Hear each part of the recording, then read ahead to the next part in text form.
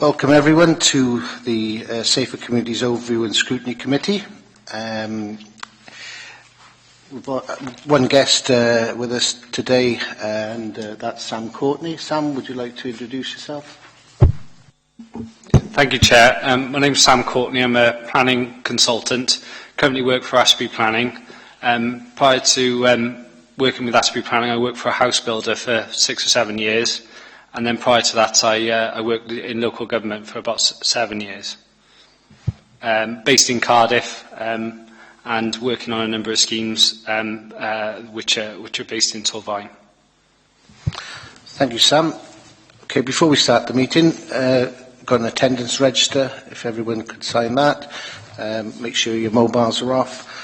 And just a reminder that this meeting is being webcast, therefore members must ensure that they speak clearly into the microphone and press the button first. Do we have any declarations of interest? Okay, no declarations of interest. Any apologies? Yes, we have apologies from Neil Waite, Barry Taylor and Councillor Alan Jones. Okay, now we'll go through the papers, starting with the minutes of the last meeting. If I go through them page by page, and if you could note, in your paperwork it's actually page 5, the first page. So page 5, page 6, page 7, page 8, page 9, 10, 11, 12 and page 13. Anyone got any? Okay, can I have a proposer? They are a correct record. They are a correct record, yeah? You happy? Yes. And you'd like to propose that? I will propose they are a correct record. Okay, thank you, Norma. Thank you. And Pam second. Okay. On agenda item number 4, actions from to be taken. There are no actions to report. If you could note that. Agenda item 5 is the summary of the executive decisions for scrutiny and review. I'll just go through those. On your sheet it's page 17, page 18, page 19, skip to 21, 22. Does anyone have anything they wish to raise? Otherwise noted. Okay, happy to note. Okay, committee, we now move on to agenda item 6, which is the performance of development management.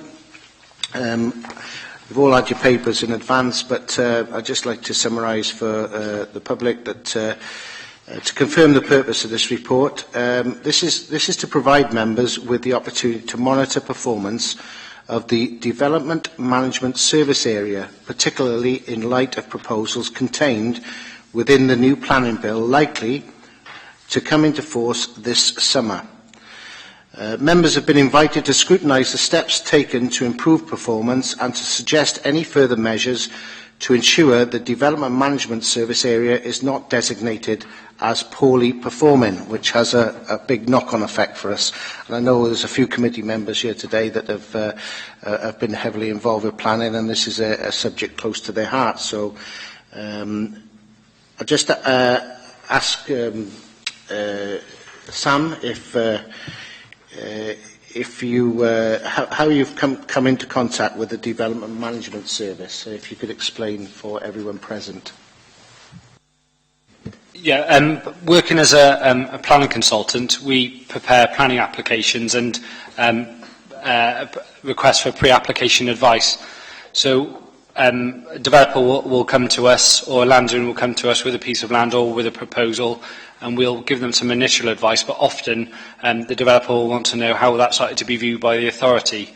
And so we're the sort of first step in that process. And so we'd approach the authority either through a formal planning application or normally through a pre-application advice request. Norma, I know you have a question for Sam. Yes, hello, Sam. My question is about the pre-planning advice that you've just spoken on, and now there's a fee for this advice. What, in your opinion, would be the effect of having a fee, for the pre-planning advice? I think initially, I think to have to pay for the service, it's been quite difficult to explain that to a lot of landowners and developers who have been used to having that service for free. However, or as part of a general council's under their remit. However, I think with the wider cutbacks and the sort of economic decline, I think a lot of the developers understand that budgets are under pressure, and I think that generally there's some acceptance that the fee has to be paid to actually cover the officers' time and to actually make sure that it's not eaten into their general performance or their budgets. However, I think what it does do is it can sometimes affect other sort of services, and on top of that, it raises expectations. If somebody's paying for a service, then they expect a commercial sort of response, and maybe not some of the responses that we've received, not necessarily from Torfaen, but we've seen from other authorities who have seen it as an opportunity to bring extra revenue in, but they don't actually offer the service or give the value for money which the clients now expect. Just ask, do you deal with large developers and not the sort of householder who wants to put an extension on? Do you deal with the smaller, planning applications as well? We do deal with the small. We deal with the whole range from extensions all the way through to the large allocations, 100 size sort of housing sites. The larger developers, obviously, it's almost an acceptance now that I think there's only two authorities that I'm aware of that don't charge, and one of those authorities is now looking to charge for pre-application advice. And so I think the developers do expect that, but it is still something we're having to go through a transition period with private clients, smaller landowners who still maybe dip in and out of the planning service and have got an irregular interface with that service, and they don't understand, they pay the council tax and they don't understand why that service isn't available anymore. Just ask, do you think it's a deterrent to the small applicant, with just sort of an extension on their house or, one development, one residence? Do you think it's a deterrent to stop those, asking for this pre-planning advice? I do, personally. I definitely think so. I think from my schooling in local government, it was always would recommend pre-application advice and that would be the first interface that householders and developers have with the planning process, and it would then sort of refine the application process so that when a formal application is submitted, you've whittled out a lot of the easy mistakes that can be made, and that would then itself provide some efficiencies for the planning service, because ultimately then you've been through that initial process and the planning application should in theory be more efficient. And so it's taken up less officers' time, and so the money that you get in for the fee is more than likely to cover the resource that's put in. And so it does seem a bit of double counting when you're being charged for that, and obviously being charged on top when the application comes in. So personally, I do think it goes against the grain, but I do recognise the bigger picture that budgets are being cut, and authorities are having to look at where they can, fee incoming departments are having to look where they can actually raise extra revenue. Yeah, that's quite a significant thing, this fee for me, because reading the report from an outsider, you can see that before this charge was put in, that Torfaen as an authority is slightly behind the curve insofar as performance, and it looks like we're not reaching our first target, which is the national or Welsh national average. And extra red tape like this, and you mentioned budget cuts at times of austerity, we're being asked to do more for less, and with less resources and less, less manpower. So my question, do you think the changes outlined within the report will help to improve service delivery within development management and meet the requirements of the planning bill, bearing in mind the consequences for the local authority that's already behind the curve? If you are falling behind the curve and we drop even further, we could be assessed as poor and the planning being taken away from us to Welsh Government. So I'd like to hear what your opinion is on that. Yeah, I think the introduction of a fee, of the fee service is something that's almost inevitable. I think most of the other authorities had already come to that conclusion and actually made that change, and I can understand why that's been made. I think some of the, from experience with Torfaen, I think the initial transition was a difficult one, and it's something where I felt that some of the quality had gone, because I think officers were looking at the service they provided, and certain officers wouldn't. The professional relationship that we had were almost stopped to a certain, on certain examples, because they saw the charging regime as an ability to say, well, actually, sorry, I can't talk to you about this unless you pay a fee. Whereas sometimes you don't. It's just a general sort of advice you're needing, and it's a two-way street, really. That as agents, we try to help make the application a smoother process, and as officers, if they can give us their initial insights and their initial thoughts, so we can take those on board earlier and advise clients earlier, and maybe mould their expectations at the conceptual stage, at the very early stage. Whereas I think when the charging regime first came in, there was certainly some teething problems that I felt, where officers weren't, like, and not just planning, the supporting officers were saying, I'm sorry, I can't speak to you unless I've got a pre-application advice number or note to say that you paid a fee. And that was that to me is different from many of the other authorities who they still charge, but they'll still have some dialogue with us in general discussion. Whereas I think what Torfaen at that time, where it was a retrograde step, and I could really see a lot of the sort of relationships could potentially break down.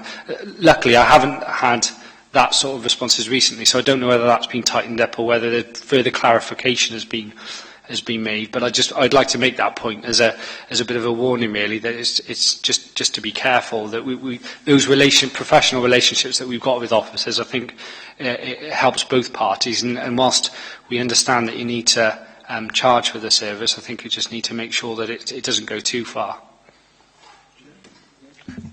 Is there much of a weight between the payment fee and receiving the advice? Yeah, the officers will often, and I understand why, that they won't actually line up a meeting or have or provide any advice until the fee's been paid and the cheque's been received, and so that's something of a frustration.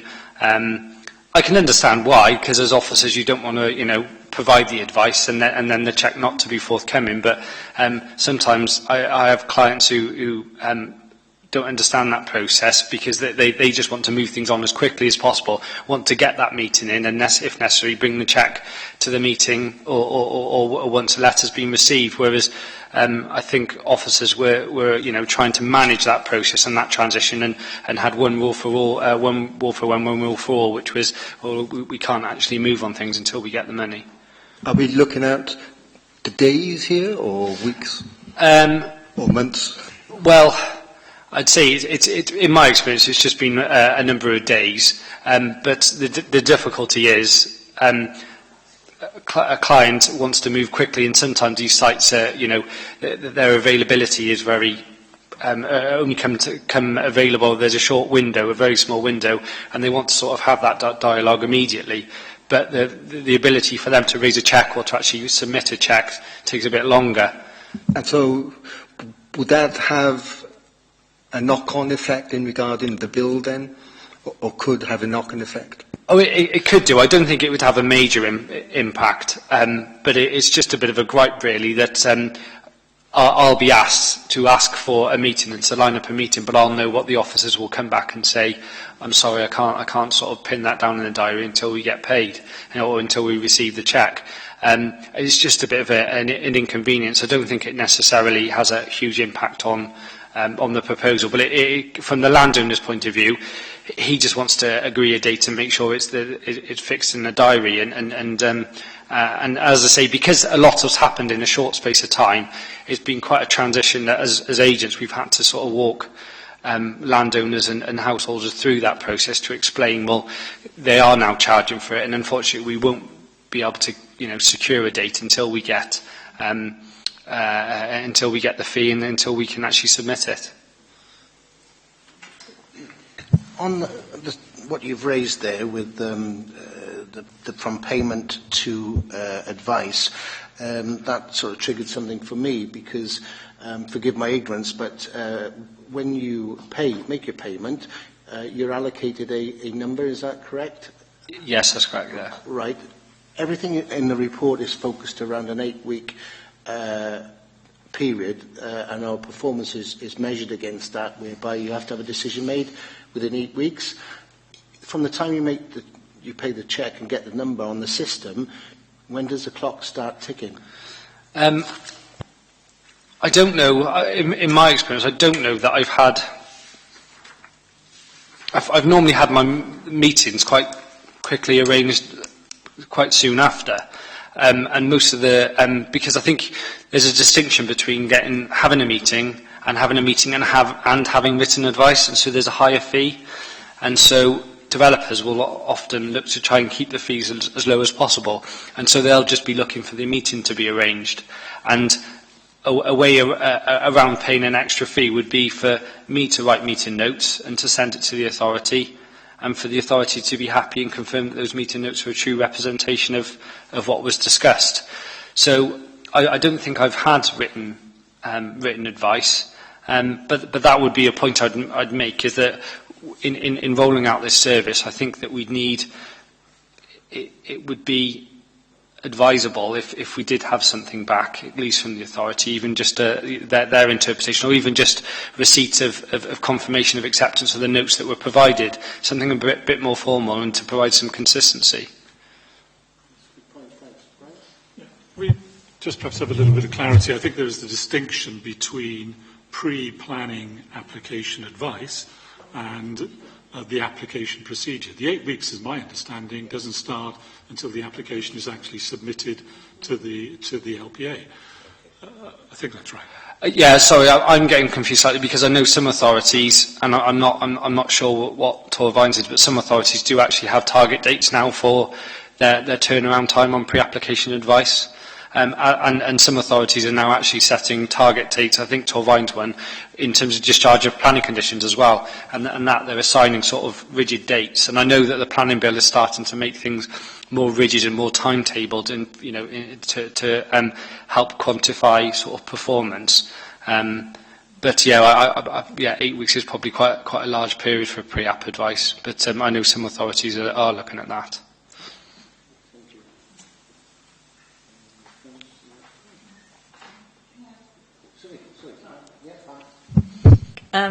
Something we've looked at is about which do you think you'd prefer? Do you think you'd prefer to get good advice that then makes the application go more smoothly, rather than quick advice that perhaps doesn't get to that aim? Most definitely the former. I think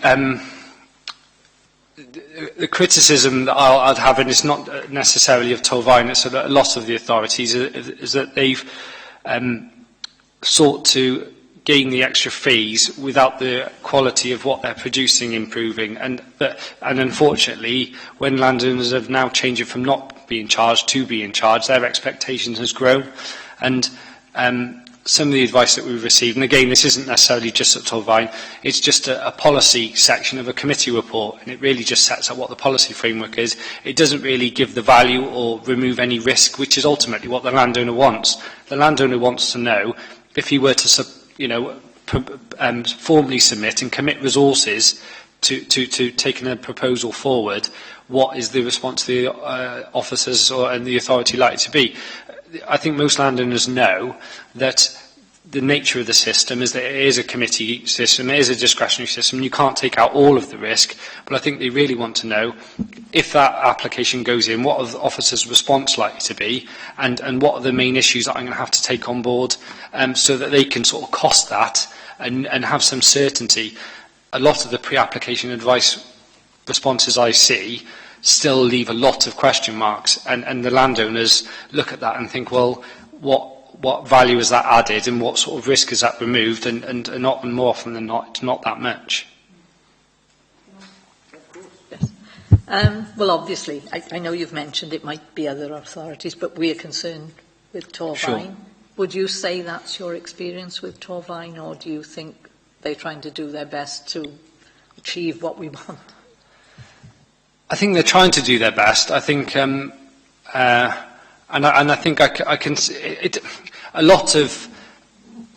I temper a lot of my criticism because I can see it from both sides, having sat on that side of the desk, and I think that resources is an issue, and when you're thin on the ground, then unfortunately, sort of you get spread thin, and you only commit, what you can afford to try and get everything done. And so I'd have to temper my criticism with that knowledge, knowing that they're thin on the ground in terms of. I think it says in the report that it was a department of 12, and now it's effectively, it's had a third of the staff lost, and so they're trying to still maintain a level of service, even though certain aspects have been withdrawn. Just at a time when the market is improving, just at a time when the private sector has been through all the hardship over the last 7 years, or well, maybe it is 6 or 7 years now, and it's starting to come out, and it's starting to gather some pace, and there's more appetite. It's just at a time when a lot of the authorities are really feeling the brunt of the cuts. There's been that lag, and there seems to be that sort of mismatch. The market is picking up, and applicants are looking to push forward just at a time when officers' resources are being reduced. So, sorry, I've waffled that question a bit, but it's the authority I can see are doing as much as they can, and it very much depends on the officer that you get. Some of the more experienced officers can actually make more difficult decisions, and actually make those decisions, where more junior officers who deal with queries and maybe a bit more hesitant, and you maybe don't get the value back.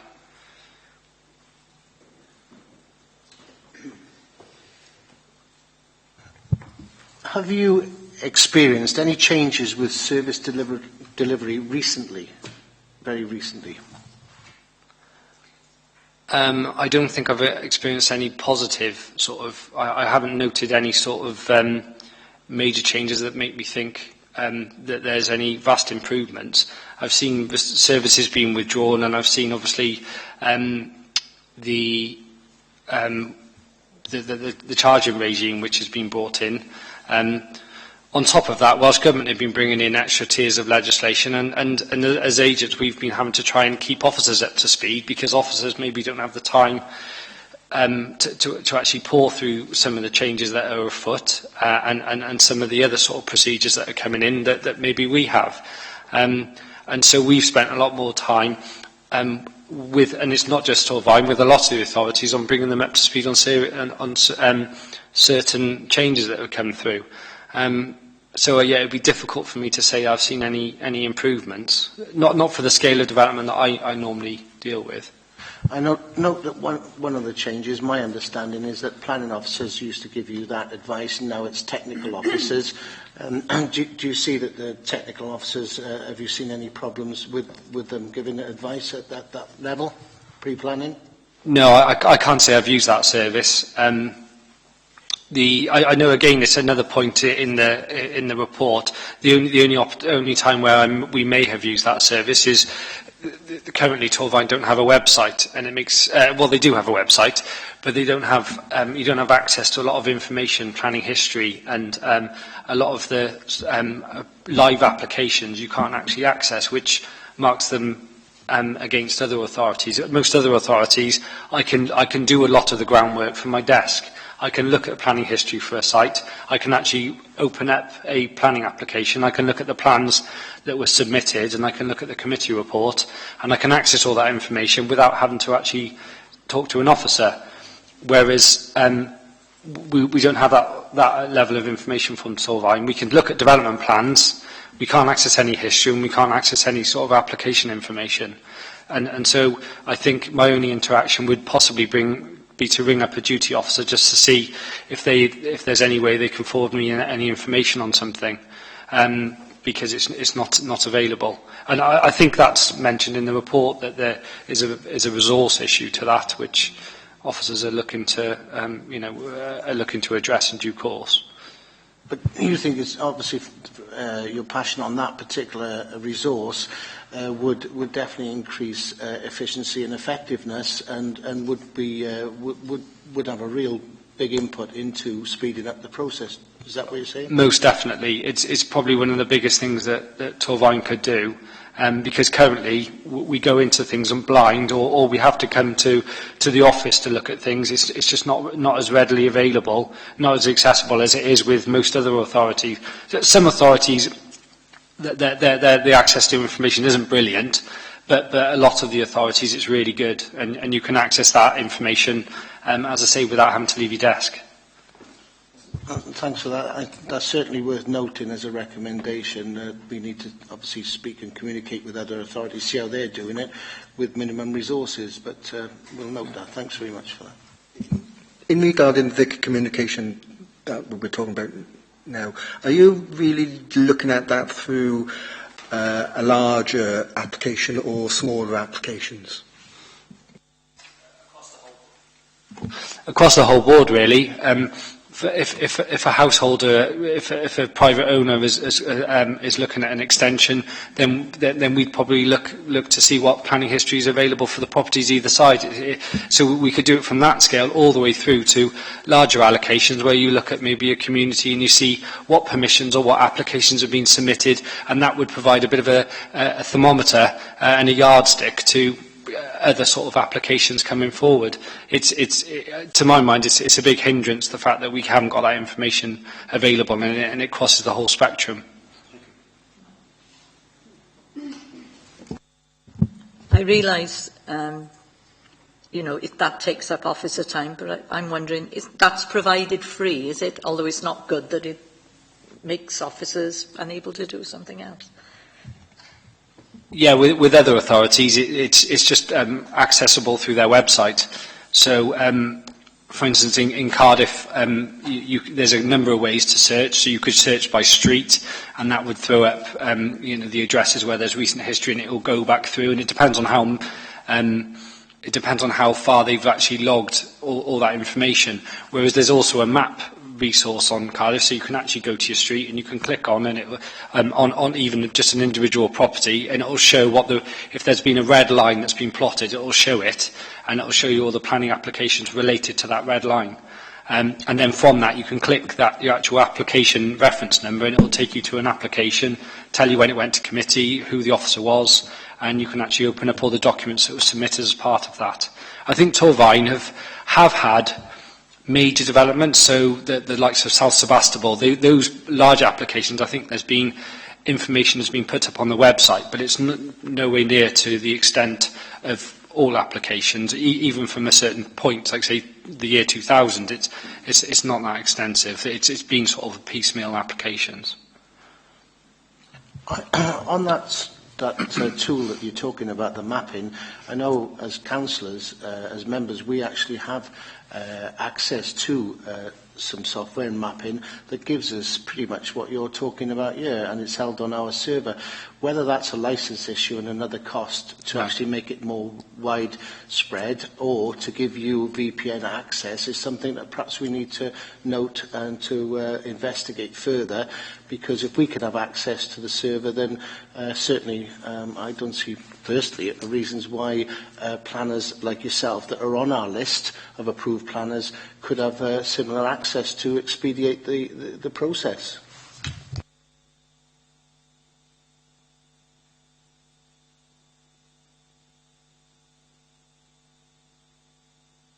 Thank you, Chairman. Sam, is there anything further you'd like to add that you feel, would, can I say, help the service along, make the service better? No, I think I've covered the main points that are issues for me. It's, as I say, and I've said it a couple of times, I am aware that there are cutbacks, and it's difficult. It's a difficult one to try and improve the service or try to make the improvements that Welsh Government are now going to be bringing in through the planning bill where, at a time of austerity where the budgets are being reduced. I think the strength of the authority is some of the experience that it's got, and it's trying to harness that experience and make that experience as accessible as possible, whilst balancing the need for the need to find extra income, and I think it's trying to strike that balance. And from recent experience, I thought that balance may not have been weighted quite right. But as I say, that's from. That may well have been sort of adjusted slightly. So it's I may be a month or so sort of behind in terms of how things are running now.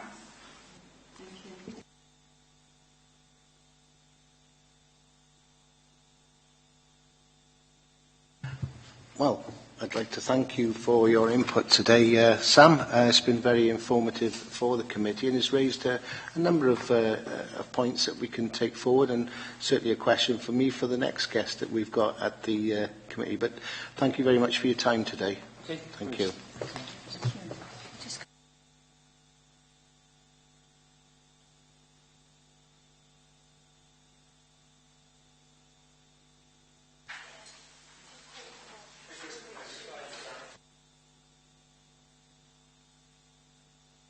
Well, sorry for the confusion for those watching in from the public. We've got two guests I'd like to introduce. We've got Richard Lewis, Head of Development. Head of Development Management. Yes, that's correct. And Norman Jones, if you'd like to introduce yourselves to the committee. Norman. Hello, I'm team leader applications in the development management team. Richard Lewis, the head of development management. Okay.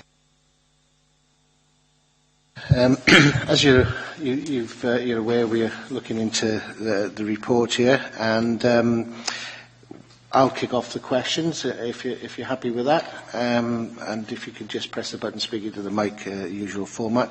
My question, starting, is how will Welsh Government determine either good or poor performing authorities, and will it be based purely on stats, and are you able to provide the committee with some details on this?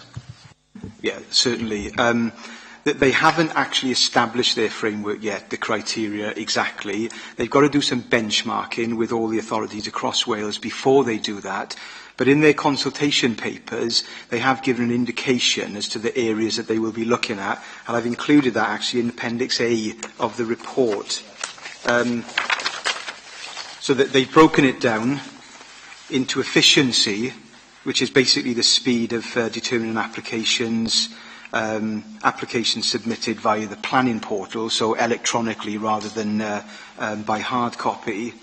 And then in terms of quality, member decisions against officer advice, how many are they, and appeals, whether we win or lose appeals, the extent of costs that may be awarded against us if we behave badly at appeal or we can't substantiate a refusal on appeal, and whether we have a performance plan.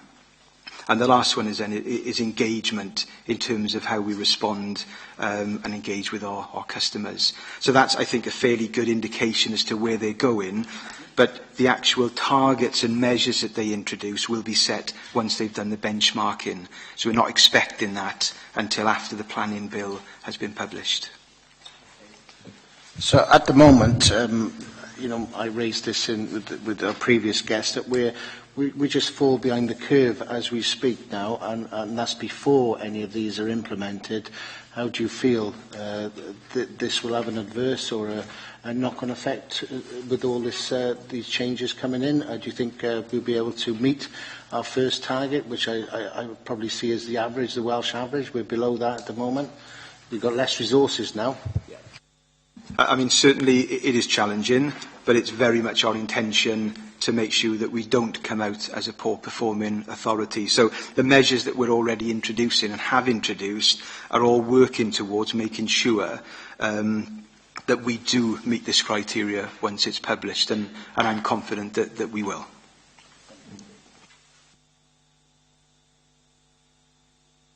Right, thank you, Chairman.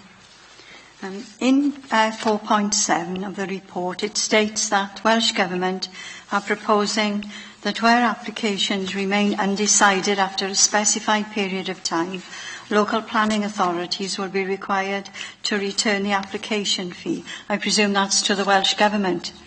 Will the fee go back to... they'll want the fee.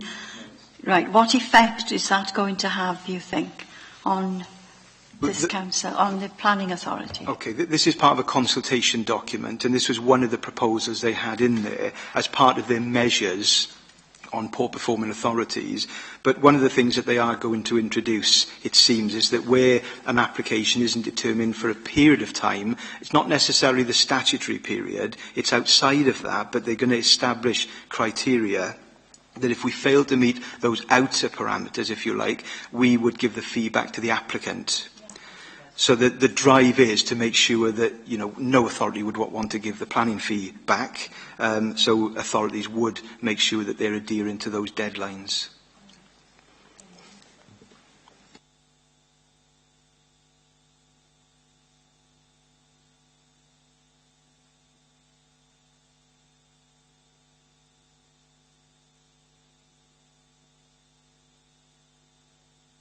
Want me to come again? Yes, yeah. In your opinion, will the pre-app fee be a deterrent for applicants to avoid? If so, what will be the impact of this? I think it was always our concern when we introduced a fee as to whether it would lead to people not asking for pre-application advice. And pre-application advice is something that we really do want to encourage, because it helps with the applicant to provide the right information, and it involves dealing with the application much faster than we otherwise would. So we were concerned about that. We've looked at the charges that other authorities are making, and we've tried to pitch ours in accordance with that, and given the options of having a meeting or just a letter. So there's various levels of fee. What we have promised is that whereas it was a little bit hit and miss previously, there wasn't an established protocol for dealing with pre-application. Now that there's a fee, and now that officers are concentrating on that, although somebody's got to pay a fee, we're undertaking to give advice within a certain period, and that advice will be the best advice we can give in terms of helping them make an application and knowing whether that application is going to be successful. At the moment, we've been going since August, I'm not aware that it has deterred people. We don't charge for householders, and most of the other people we get are agents and developers, and they are used to paying for services like this anyway. So we've had good, encouraging comments about it, but I'm not aware that it's really forced people away from that so far anyway. So you don't charge people that are doing a small extension on their house and things like that? Yes. Just domestic ones that you don't charge? What we do, if a householder wants some advice on an extension, we don't charge for that unless they want a specific meeting. So if they want us to go to the property to look at it, we're saying a nominal charge, just, you know, to cover expenses and whatnot. Are you finding with the larger developers, because of the fee, they're expecting more from you? Yes, very much so. They do expect yes. more? We'd like to think we're giving more as well, a better quality of advice, yeah. This is kind of moving on now to what was discussed with the earlier invitee. Sorry, I'm not really with it today.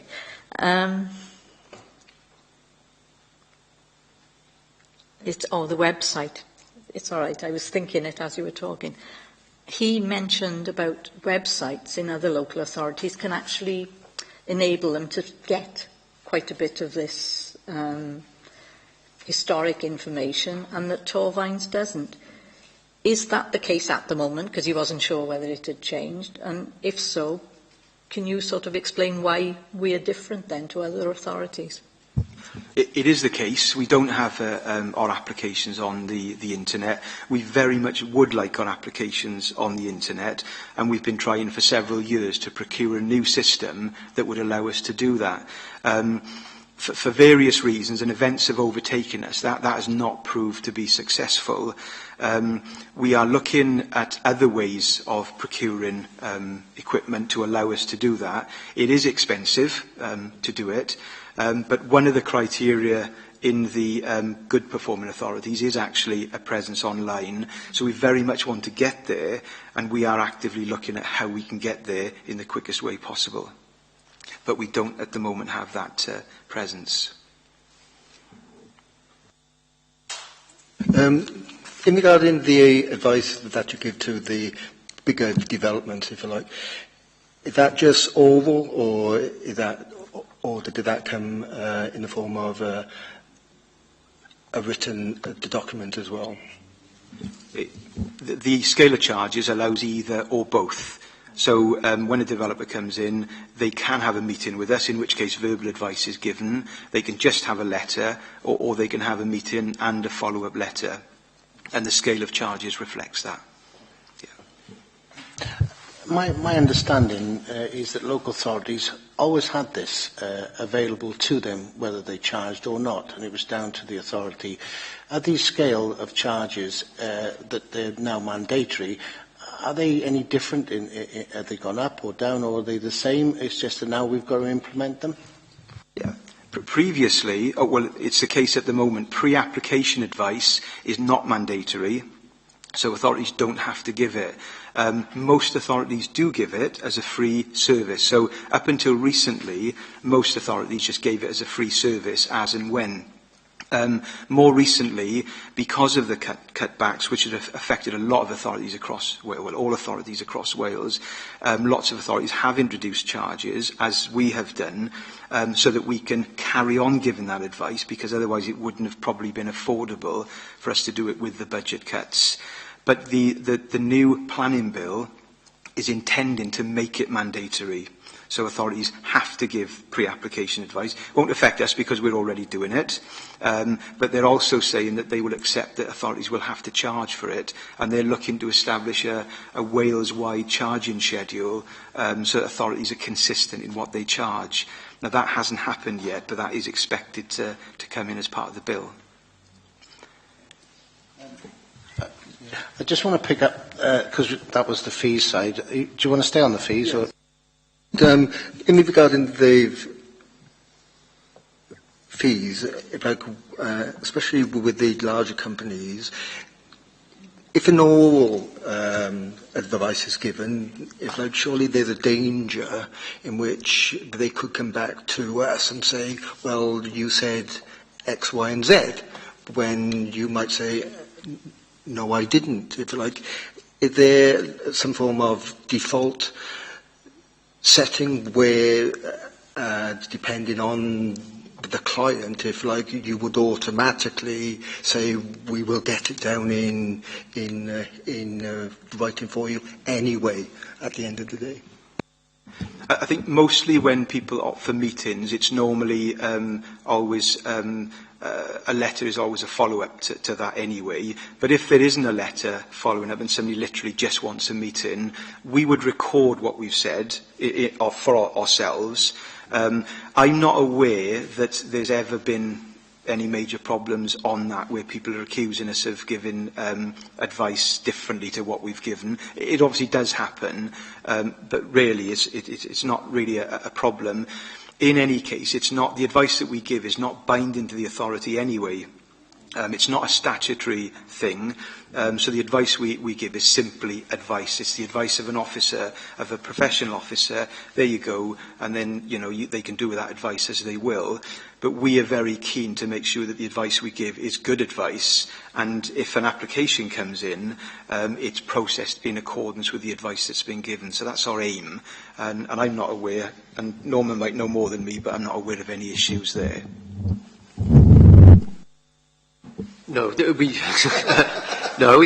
As Richard said, we would normally make notes and follow them at any meeting, possibly with an email to the agents or applicants, just setting out what was discussed at any meeting. So, it would be recorded.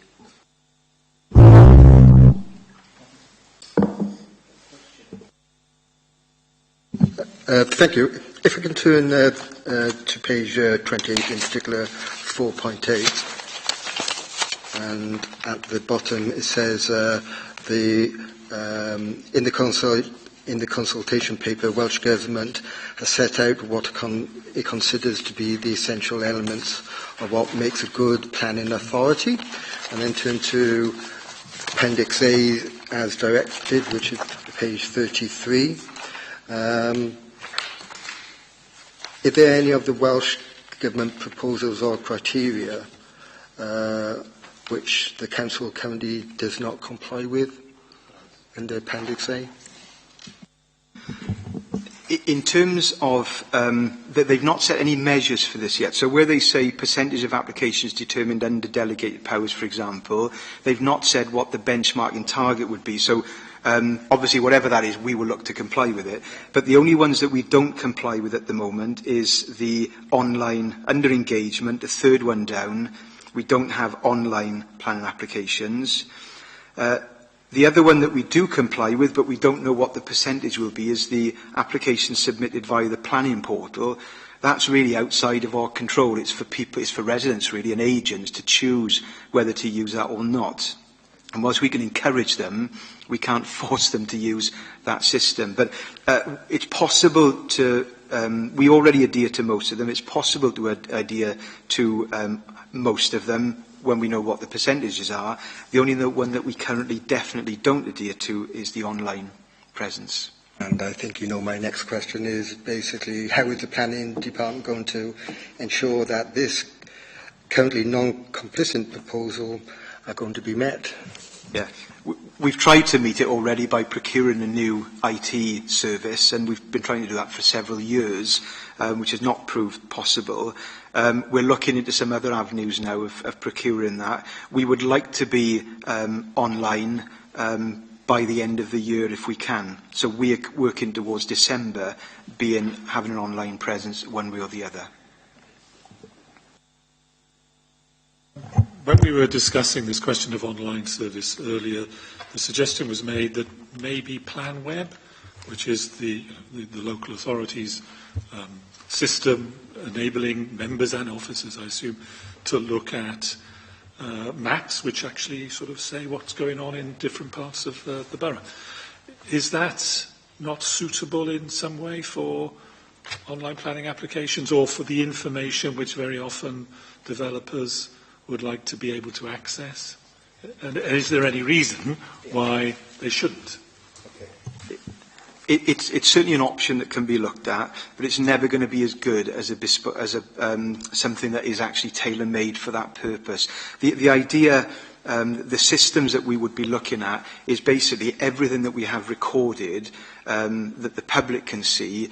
It will be put online, so consultation responses, they will be able to make applications online, make comments online, interrogate and search all the systems. The current PlanWeb system doesn't have all that functionality. It's a little bit more unwieldy. So it is an option, but I think what we're looking for is the ease of access for mainly residents and other agents to be able to get the information they need. So I wouldn't rule it out, but I would be looking for the Premier service, I suppose, ultimately. Can I just ask, I mean, you said before you didn't have the resources at the moment. What would it take another member of staff, a dedicated member of staff for this, or, you know, what would you need then to implement it? Well, what we've done, you've seen we've lost 4 professional staff over the last sort of 4 or 5 years. That's bound to have an impact. So what we've been doing is working within what we've got. So inevitably what it means is that we have to stop doing things. And part of what we've already done is stop doing certain things. We've become more signposts for certain things like permitted development inquiries. So if somebody wants to know, do I need permission for, then we are showing them where to go, or they can make an application to do that, which we would deal with. So, and the duty officer as well, having professional officers available all through the day, we've reined back on. That means that we're able to deal with the core activities. So the more people we have, the more service that we can provide, and obviously the better we can get. But at the moment, we're working in what we've got. So my priority would be making sure we cover the core services and obviously cover them in as best we can. But you are struggling at the moment to cover all the areas you'd like to cover. In terms of, we're doing okay. The problem that we've got is when you have anybody ill, on leave, or suddenly you're hit with a very large application. We've got a lot of large applications on the go at the moment, and statistically they're only 1. But when you consider how much time is involved in a large application, that's what really hits us. And then if you add to that appeals and a local inquiry maybe, they're very big issues. That's what I think we're sensitive to at the moment. We haven't got the economies of scale really to deal with those easily. So we are looking forward. We are doing our budgets at the summary at the moment to see what we've got. We've got a temporary officer in at the moment that expires in June. So we will be looking at this budget to see whether or not there's anything we can do going forward. What that will mean is obviously doing better and adding more services to what we are doing. But currently we're looking to only be doing the core services with what we've got. Yeah. Thank you. If we can keep on at Appendix A regarding best practice, are you aware of how other authorities are preparing to meet and fulfil Welsh Government proposals, as in the cross-boundary talks, if you like? I think from what I can gather, similar to what we are doing, they're reining back on certain non-essential services. A lot of authorities have started charging now for pre-application and are getting better at doing that and focusing really on planning applications. I think there's probably lots of things authorities are doing within their own remit to help improve. And it's partly to do with culture as well, because we could probably determine a lot more applications within the statutory period easily, but it means sacrificing the customer care, the approval record, that we've got a very high approval record.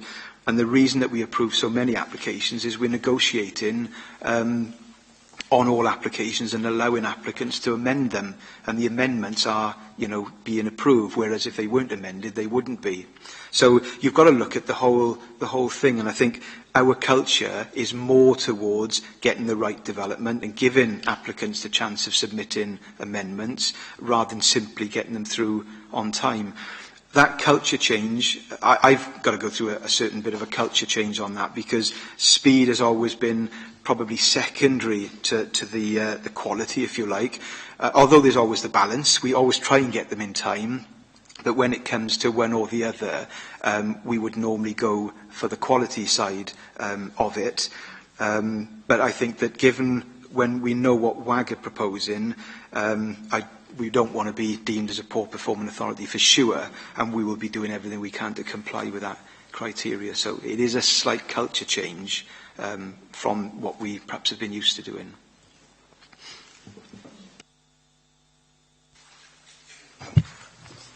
There obviously is a lot more pressure on you now, and this is my final question in the area that we're exploring, which is the WG proposals. And this is your opportunity now, Richard, to perhaps give your own feeling, because what I'm asking is, in your opinion, are you confident that appropriate steps have been taken to ensure customer expectations and demands of the planning bill will be met? And I know you haven't had the criteria handed down yet, but from your opinion, what you've seen so far. In terms of what we've done, it's a process. It's not finished, and we're obviously going to be doing a lot more. But one of the things that we have been doing more recently is looking at all our older applications that are lying there waiting for information to be submitted, and revisiting those to see, whether they should be disposed of in some way because there's been no activity on them, or refused, or approved as they are.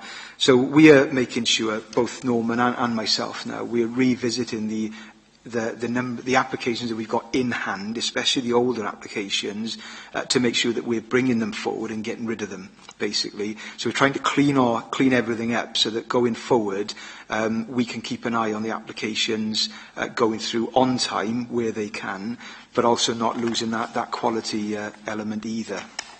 So I think it's a process. I think it's a little bit of a culture change, but all our team meetings now, we are certainly focusing in on the planning bill and the implications to make sure that we can deliver what's expected. Just on that, I'm just surmising you.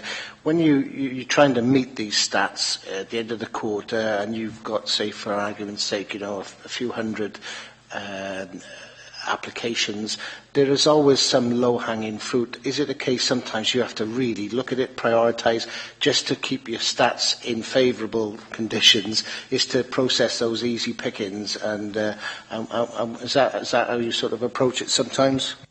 We several years ago, we had a review, an internal review, which you may have, I think we've done quite a lot of presentations on it. It was using a systems thinking process.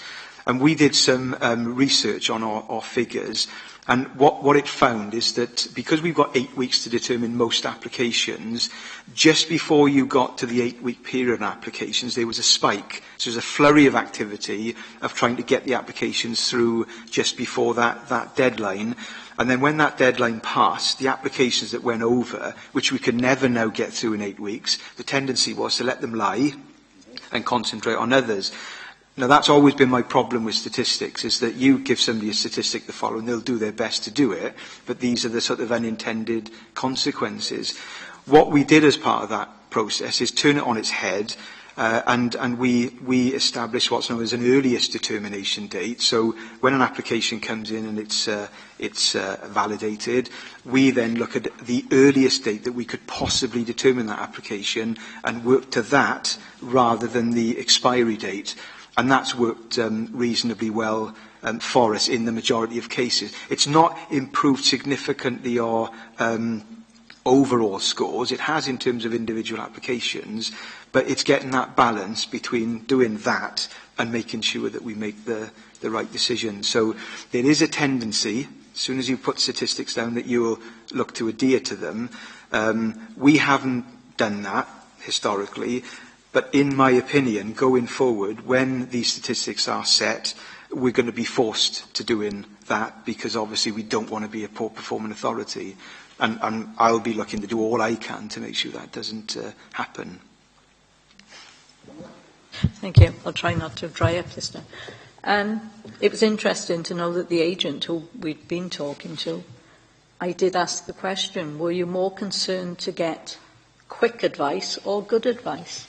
And they would prefer good rather than just quick. But it's difficult if the Welsh Assembly Government are going to push it the other way. Do you think there's going to be any negotiation on that? I should say it's in the report, but although the statistics are changing, there are some good changes with them, because they're allowing now, where applications go out of time, that you can agree with an applicant an extended period. Now, not all applicants will agree to that, but it does mean that there will be if you have a very poor record of dealing with applications within the 8 weeks, that can be helped by the fact that you may have agreements to go outside of that. So in other words, they're recognising the applicants themselves might want a longer period. The other thing they're changing is that where we make a resolution to approve something subject to a 106 agreement, because 106 agreement is a legal document, takes quite a long time to prepare, we lose that time, and inevitably they never get through within the statutory period. So WAG is recognising that if you've got to the stage where you've been able to make a resolution to approve, that would be good enough for their statistics as a determination. If you think about that, it makes no sense at all, because from the applicant's point of view, he still hasn't got a decision. So whilst you can comply with that, I can't see how that does anything for the customer who's still waiting for his consent. And you've got to get better and quicker at doing the Section 106 agreements. So there are some sort of good things with the statistics. Members, do you have any more questions for the team on the WAG proposals before we move on to performance? Okay, I'll kickstart the performance questions, Richard. And my question is, can you confirm why customer satisfaction results don't add up to 100% on page 35? E.g., the LPA gave good advice to help make a successful application. 66% agree, 14% disagree. 66% agree, 14% disagree. That's 80%. Where's the 20? The reason for that, and I haven't included another column, there's another column of people that didn't answer either way, so they were neutral. So the remaining percentage are all those that were simply, they didn't care one way or the other. They were neutral. Sorry, maybe I should have made that clearer, but that's the reason, yeah. The 20% would be the people that ticked a neither yes or a no. You were testing my mathematical agility. And you came up trumps. There were beads missing off my abacus, but never mind. But right. Thanks for that. Yeah, that's the reason. Councillor Kemp? Again, on page 34, I'm looking at the speed of determination. I appreciate that we've just come out of the Wales average Q4, and so those percentages might not be available as yet. But I'm not sure when this report was written, and with that, have we got the Q3 percentages in for the Welsh average for the speed of determination? We have now, actually, since writing the report. The problem is you're not notified when they're published to the website. You've got to keep checking the website. So they could have been, these were actually posted on the 17th of April. I checked them since writing the report to make sure nothing had come on, but they have come on now. So I quickly scribbled them down. And Q3, in terms of the Wales average, is the percentage of all applications decided within 8 weeks is 69%. And the percentage of householder applications decided in 8 weeks is 85%. And that's interesting because obviously Q1 and Q2 we were lower than the Welsh average by a fair bit. Let's leave it at that. But obviously when it comes to Q3, we greatly improved. I'm just wondering, in regarding Q4, I know it's hard. Are you more hopeful to be better than the Welsh average or average? We're getting better because we've got more. I think that cultural change is happening. Norman and myself are scrutinising more, going through applications with officers. But because we are dealing with the older applications that are in, they're already out of time. It would be best for us not to determine them at all. They'd never actually enter this as a statistic, but you have to determine them. The minute we start doing them, and we are doing them, But as they come through, that will make the statistics go like that, because even if we are very good on the one hand, if we've got 10 older applications that we're suddenly putting through in one quarter, that will inevitably have an impact. So I can't honestly say that we're going to improve sooner, but I think that after the next couple of quarters, certainly as we're heading towards when the planning bill will be published, we're looking to have cleared all our in-hand applications, the older ones, and therefore it'll just be the newer ones that we can make sure the majority, hopefully, can be in time. Is that your reason why quarter one and quarter two then are relatively low compared to the Welsh average? They've always been, I must admit, we've never really, because the speed of determination has been probably secondary from our point, rightly or wrongly. We have tried to balance, but we have tended to go with the quality argument rather than the quantity. So I can't say that we've suddenly dipped in terms of the Welsh average. We've probably, we're thereabouts, just below. But going forward, we're looking to exceed that and certainly make sure that we adhere to any criteria that's published by the Welsh Government. But to do that, we've got to clear out these current applications. You mentioned earlier that the temporary officer goes in June. Is this because the workload goes down for the third quarter, July, August, September? No, budget constraints again. We were able to fund an officer for a temporary period of time, and it was because of maternity leave, mainly, and that expires in June. So the decision as to what we do there hasn't been taken yet, and it depends on budget outfalls, etc. So, but at this moment in time, that temporary officer will leave at the end of June. I asked that because I thought it was related to going back to that speed of determination, forgetting the Wales average, looking at the comparison of quarter 1, 2, 3 and 4, quarter 3 significantly rises in the percentage of getting the application sorted. Is that because there's less traffic in that period, or why have you spiked considerably higher in your performance for quarter 3? I think this quarter 3 ties up with when the planning bill came out at the beginning of last year. We did a number of seminars for members, and we looked at it very carefully. That in August, then in July, August time, we started changing what we were doing, realising that we need to get geared up for the planning bill. So that spike may be because we had team meetings about it, and we had a bit of a surge on getting applications through on time. But because we are also dealing with older ones, it didn't happen in quarter 3. This is more the end of quarter 3 probably, going into quarter 4, where we're starting to deal more with the older applications, which is why it's probably suppressing. But I haven't done any real research into that, because I know it's going to be bumpy over the next few months until we can clear it out, and then we'll have a clear idea as to what we need to do going forward.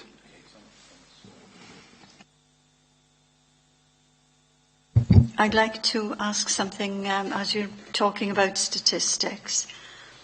Quality of outcome, percentage of appeals that were decided in the Council's favour. Now, do those statistics have to go to the Assembly? I know it's not up to you who appeals. I mean, it's up to the applicant whether they appeal. Because looking at it, the first quarter, 75%, 3 appeals out of 4. Next quarter, 50%, but it was only 1 appeal out of 2. And, those statistics, if the Assembly are going to look at those, it's better if they're given in figures rather than percentages. But you have to give them in percentages. You're absolutely right. And this is one of the issues I think that we have. Our major applications category is always quite low, and sometimes we get 0%. But that 0% may be because we've got 1 application in the quarter that's gone out of time. If that 1 application that was in time, it would have been 100%. So it doesn't statistically work. So there's no option of doing that to the National Assembly, but in our Funnon figures, when we present them, I tend to put if it is 100% or 0%, how many applications are actually related to. Because, as you say, the main thing with these appeals is we only had 9 appeals in the year, and that's extremely good. That is a very good figure. And of those, we've managed to have 2/3 of them go in our favour, and we've not had any costs awarded against us. So, looking at that overall, that's a very good statistic. But you are right, statistics are, percentages especially, don't really tell you the whole story. And you have to look at the numbers to be able to interpret it. My next question. You have touched on this, Richard, but I will ask the question. What steps are you taking to bring performance in line with the Welsh average? It's really going back to what I've already said, that we've reined back on the services that we're offering to make sure that officers can concentrate on the core services. But one of the things that we have to do before we can get our figures up is to deal with all the older applications. If we don't deal with those, they'll always be there, and as soon as they're determined, because they're already out of time, they will always suppress the figures. So first port of call is get rid of all those older applications, and then moving forward, it's to do with us monitoring more. Officers culturally getting into the zone of dealing with applications quickly, and sometimes sacrificing certain things to get them through on time. You've got to weigh those things. That becomes a balance then. And we have to take a judgment call as to whether we're going to let something go out of time for this reason or not. And those are judgment calls that Norman and myself help to make. Okay. I mean, we've dealt with the Welsh Government proposals, and it's your performance output. The pressure's on you to actually deliver, otherwise the consequences are, this poor performance is taken away. So my question is, how will you, give me reassurance, how will you monitor and review your performance to ensure it is maintained and continually improved upon to avoid the intervention by Welsh Government?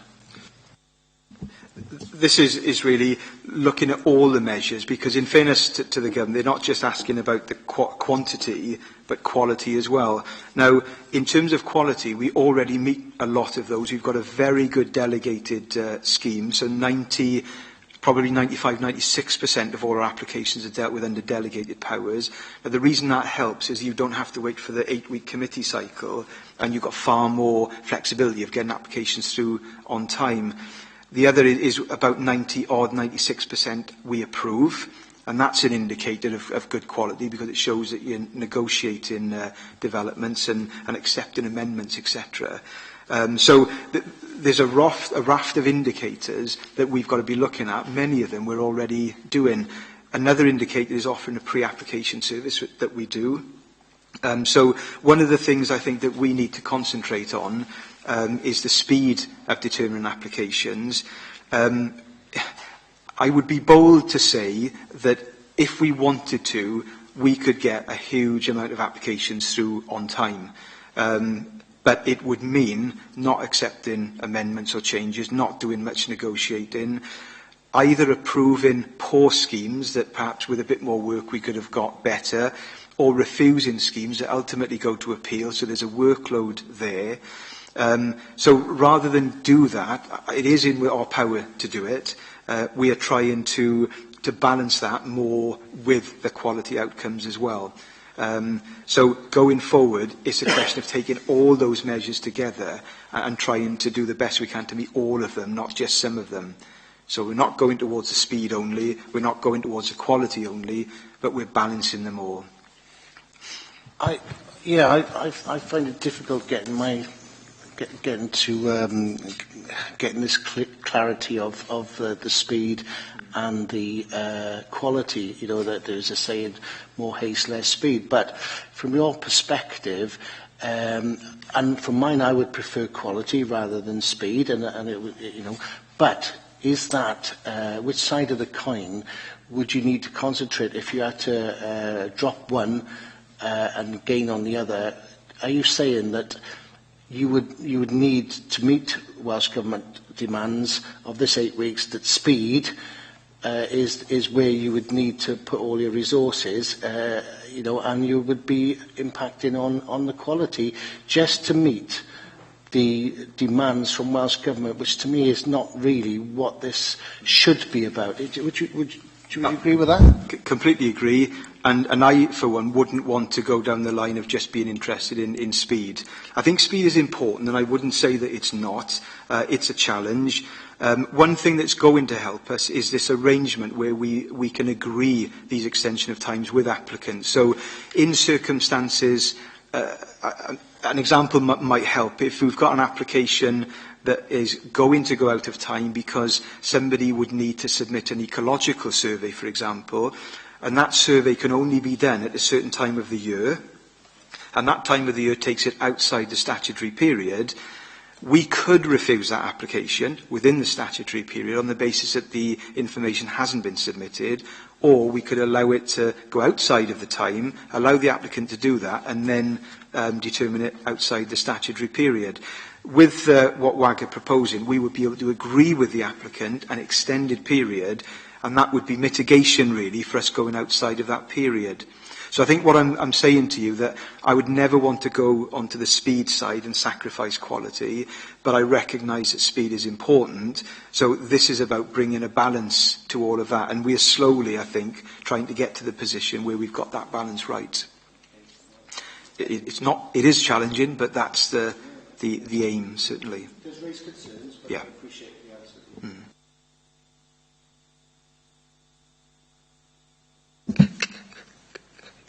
Can I just clarify a point? Obviously, the planning committee is circular every 8 weeks. Sorry, every 4 weeks. Yeah, right. It's 4, sorry. Right, I was going to say, if like, because that could be a negative, because obviously, if like, we got an 8-week window to determine. I was going to ask whether the meeting time of the planning committee needs to be reviewed again. No, it's a very hard.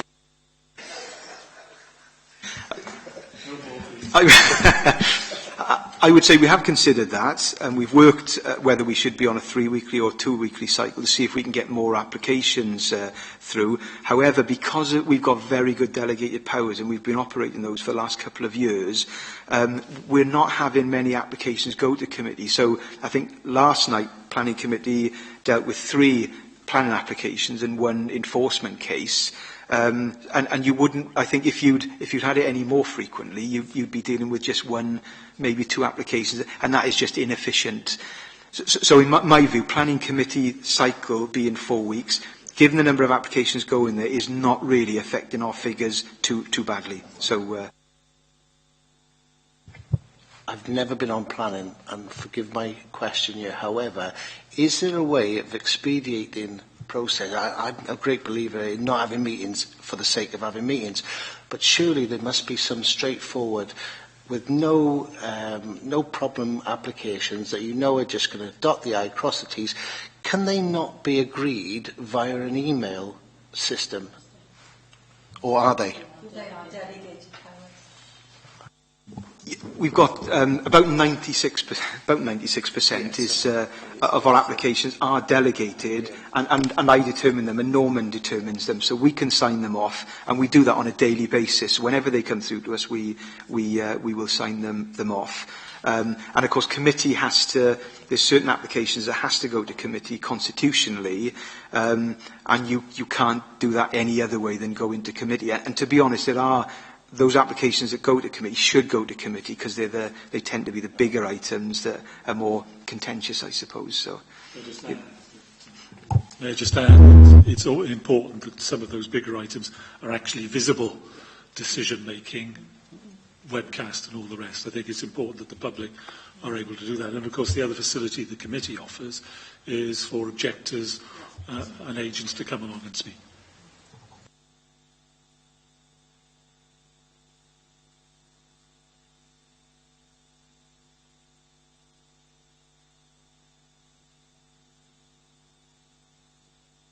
Just come in there, Chairman. You mentioned ecology report. How many ecologists have we got in the council? And I think we've got one, have we? Or, yeah. We've got one, yes, we've got one. Now, does that person manage all the reports that are needed, or do you have to go outside sometimes for, you know, if there's a backlog or something? On the whole, he has to manage all the internal applications. Very rare now that we'd need to go outside. We have applicants are required to do ecological reports themselves, commission somebody to do that, but our in-house ecologist checks that and gives us advice on whether it's acceptable or not, and whether there's any follow-up conditions we would need to put there. So it's an interesting question, because because we do have to consult on a lot of applications, some of this timing does rely on quick responses, and we don't like to determine applications without getting those responses from key areas, and ecology would be one of them. And I know that our ecologist has a huge workload and it is quite difficult, but what is good is we're in the same place, so where there's an issue, we are able to just go up and see him, and we can get the advice we need before we sign off an application.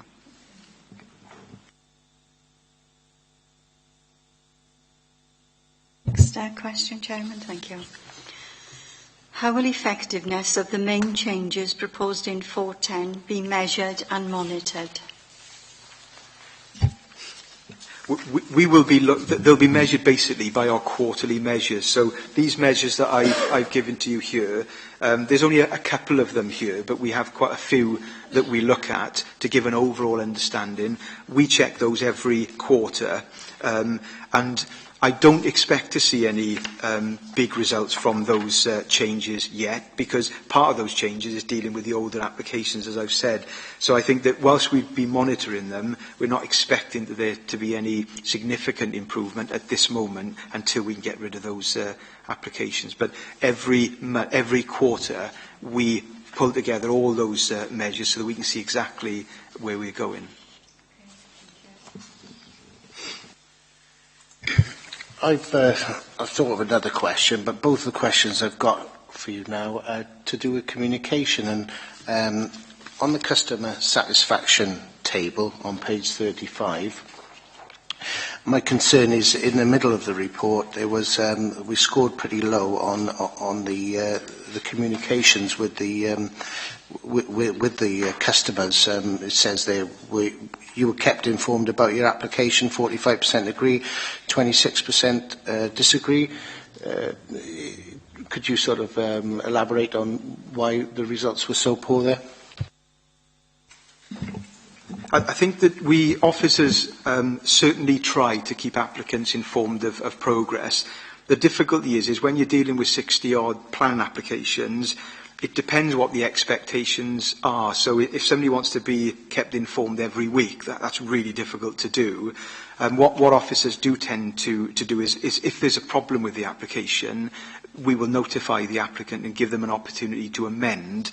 If applicants wish to ring in and find out what progress is being made on the application, they can do that.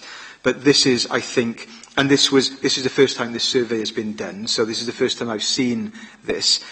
We've gone through it at team meetings to show where we're good and where we're not so good. We are, the data unit, the Wales Data Unit, is doing this survey again for the last 6 months. So we're expecting those results out sometime during May, and it'd be interesting to see whether that has improved or not. If it hasn't improved, then there is a bit of an issue, and we need to sort of look further in that. But it's very difficult as a statistic to know exactly what the customer expectation is in terms of keeping them informed. And it's partly a balance, isn't it? Because we could give a very good service to a customer and keep them informed and let them know what's going on. But again, you need time to do that, and that time is maybe better spent getting the applications determined. And so again, it's that balance, but we'll be keeping an eye on that figure for next survey to see whether that still comes out quite low or whether we've been able to improve that. So that's the best explanation I can I appreciate that. Sorry, on the communication, could you give an account again on the next one down where you will listen to about your application again? 54 agreed that they would listen to, but 25%, again, communication skills, felt that they weren't listening to? It's a difficult one, that, because I was quite puzzled over this one, because if you asked me whether we listen to people, I'd say yes, we do, because whenever people want to amend their proposals or they have an issue over anything, we listen to them and we normally react to that. So it's because I don't know who these people are, you can't question them as to why. They give no reason as to why. So it's a puzzling one, because I would believe that we do listen to people. But again, we've gone through them with the teams, and it'll be interesting when the next survey comes out whether it's still quite low. And if it is still quite low, we probably need to do some more digging in some way to find out what it is that we're not doing, because I would believe, I don't know whether Norman wants to add anything to that, but I believe that we probably do listen to people, and I was a bit puzzled by that. It's that one there, it is. Do you conduct your own independent surveys regarding communication, and so Yeah. what sort of response have you had from our own surveys? We do quite a simple telephone survey. We ring people up and we just say, could you score us out of 10? What your experience was with the planning department, and if it wasn't a 10, what would make it a 10? Now we have scored consistently an average of about 8 out of 10. We've been as much as 10 out of 10 on average, depending on what quarter it is. But overall, we score very highly in those. They're not sophisticated surveys. This is more of a sophisticated survey, but we do a general telephone survey just to find out, are we in the upper limit of that or not, and if we are scored quite low, why is it, so we can get some patterns. So that's never really given us a problem. We always look at those on a quarterly basis, and we always look to see what patterns are being established by comments people make, but these haven't come into that survey at all. So we are looking to possibly drop the telephone one and concentrate, because these are a bit more sophisticated, but I think if we are getting poor results from this, we need to probably dig deeper and find out why that is, and maybe hold a customer focus session on it. I'm just thinking, when you do these surveys, I don't know whether it's your experience, but I think people might come up with the idea you haven't listened to me, when actually you have listened, you've given them advice, but it's not necessarily the advice that they were hoping for. Possibly, yeah, because you're absolutely right. You can listen to somebody and not agree with them, can't you? So it may be what they're saying is actually they didn't listen to me because they didn't agree with me, and they ended up doing something that was not in accordance with what they wanted. My second question on the communication side, and I've already sort of mentioned the fact that it's evident that we are behind the curve slightly on the Welsh national average, a target area we need to at least equal, which means that there are those authorities that are above the national average, and the communication I'm talking about now is more externally, including WAG, because I always wonder when there are higher performing authorities, and no two authorities are the same, and I obviously concede the fact that these authorities might have more resources and more people, more money, more budget, whatever, to enable them to have this higher results. But my question to you on this is who are the leading authorities within Wales demonstrating good performance in planning, and what do they do differently? I think on the last quarter, Bridgend, I think, was the highest. The quarterly surveys that it's probably important to understand this, the quarterly surveys that we get only look at the speed. You don't get a sophisticated raft of indicators from that. So on speed only, Bridgend tend to be the top in terms of getting their applications through within the statutory period. I think Merthyr came a close second. I think Snowdonia were up there as well in the national park. So they were very good scorers. As to why, I think it must be a combination of things. We've never gone into the authorities to find out why, but it's all to do with the culture, or all to do with this balance that we are making, that they may be balancing differently. They may well have more staff to workload ratio than we've got, more economies of scale, because they'd be bigger than Torfaen. And how they work their figures out as well, is it directly compared to what we are doing? Not sure.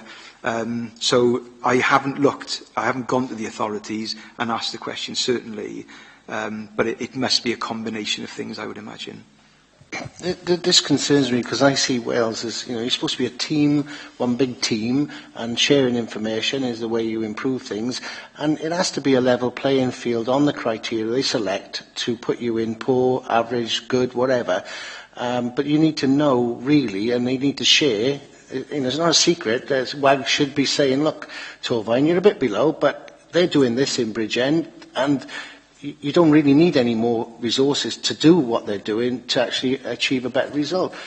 Maybe there's some software that Bridgend are using that could be licensed and shared with you to help the processes, but I just cannot understand why this information isn't shared, and that to help improve.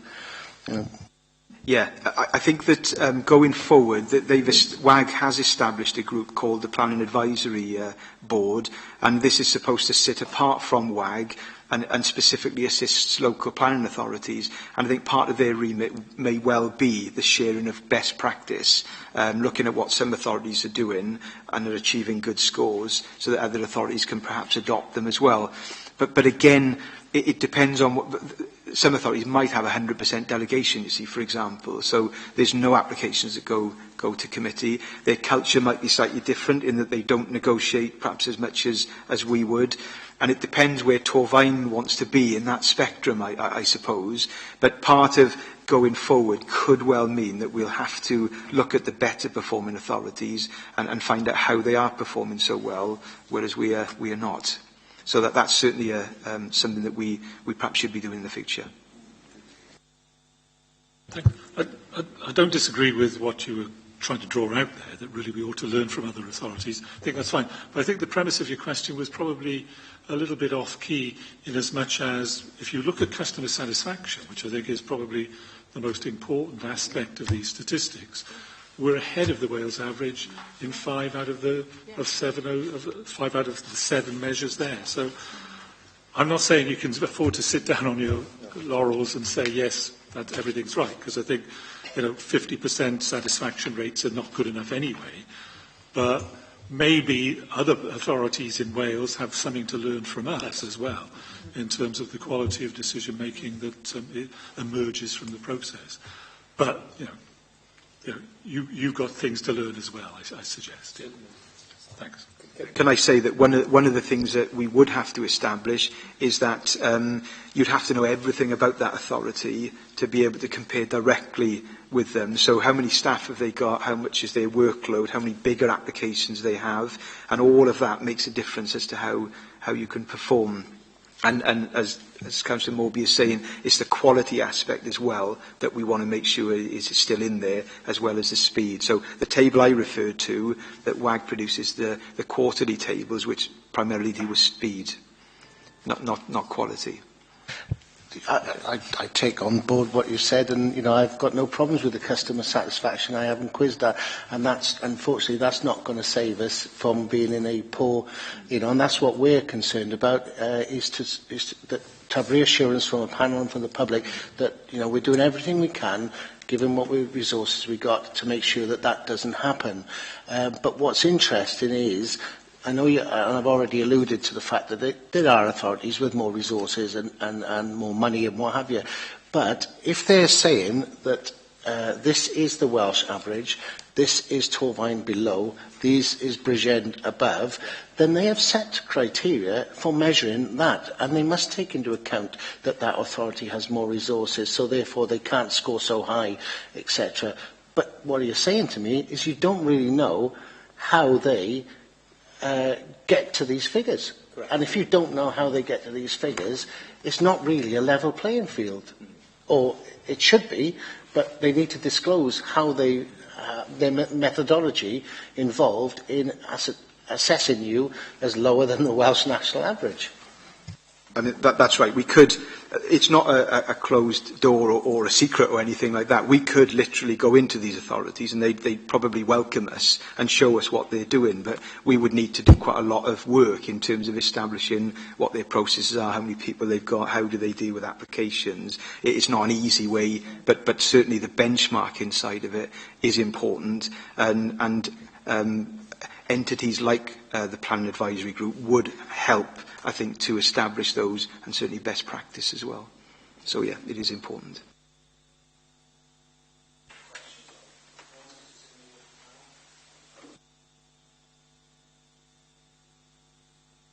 Thank you.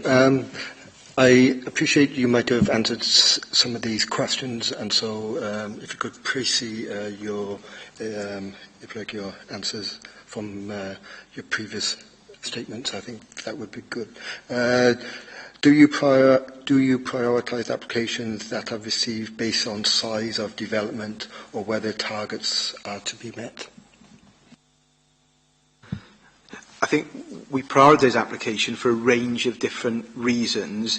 Some of them could be very much a lot of businesses or regeneration projects may involve grants.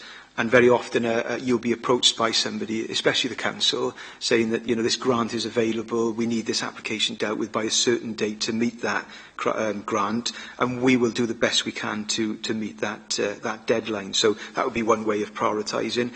We prioritise in terms of trying to get applications through on time as well.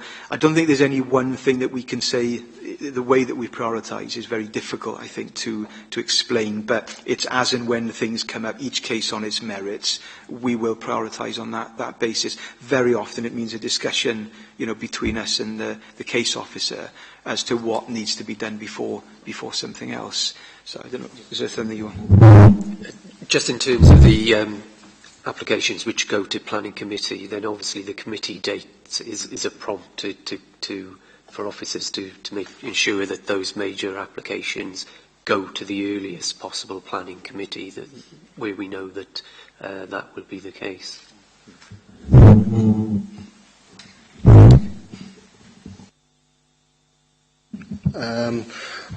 If we could turn to page 34 again, the second measure under quality of outcomes, where decisions made by the planning committee,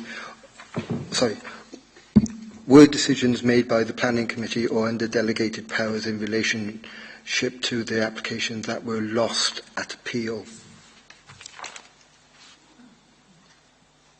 I think out of all those Mike? Out of all those appeals, I think one was a committee decision and the rest were delegated.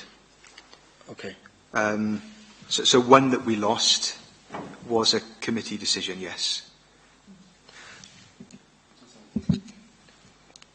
In regarding the appeals that have been lost, I can't remember. Do those go to the planning committee if you'd like to find out why they were actually lost and then an explanation? Yeah, sorry. All the appeals that are decided, we report to planning committee. So whether they went to planning committee in the first place or they were delegated, we report them all and explain why they were overturned at appeal or why our decision was supported. So yeah, they automatically come to planning committee.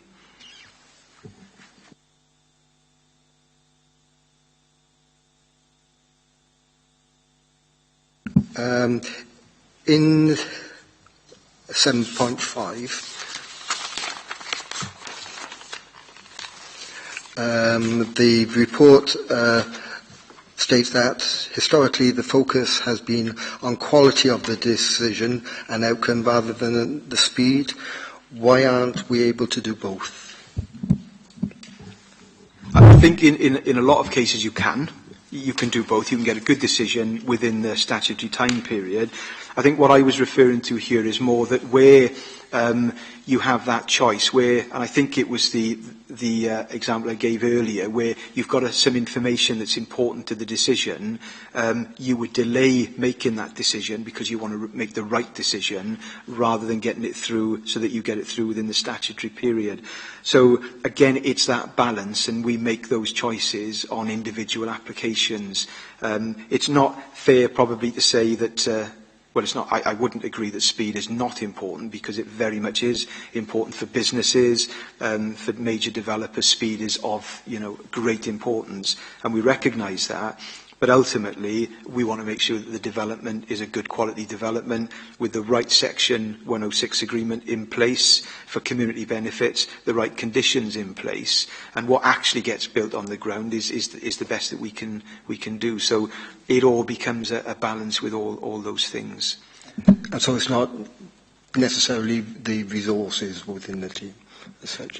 Not necessarily. I mean, they play a big part in that as well, because I'm not saying when applications do go out of time, it's not always because we've had to negotiate or we're waiting for information. It may simply be a workload problem, but all those issues are factored in to this. If we had more resources, then those ones in particular we could get through quicker, but there are going to still be some which you have to make those choices on, even if it's in your gift to put it through within the statutory period.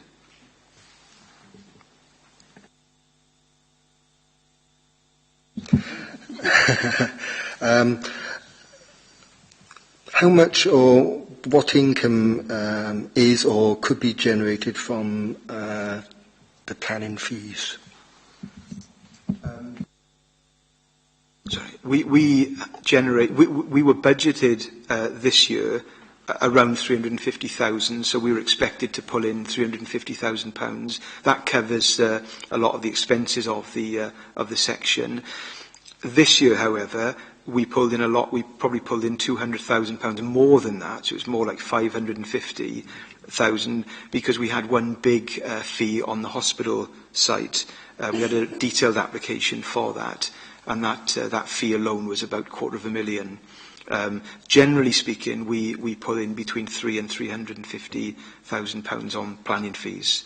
Of that, 9,000 was for pre-application advice, but that 9,000 was the period from August to the end of March, so it wasn't a full year, but 9,000 of it was pre-application advice fees.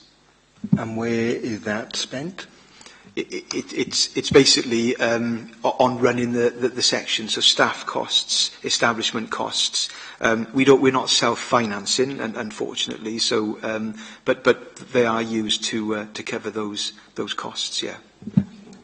I'm reassured to hear that, because one of my questions would have been, could a proportion of that money be spent on resources and staff, if you like, to actually speed up the process of determining the application form?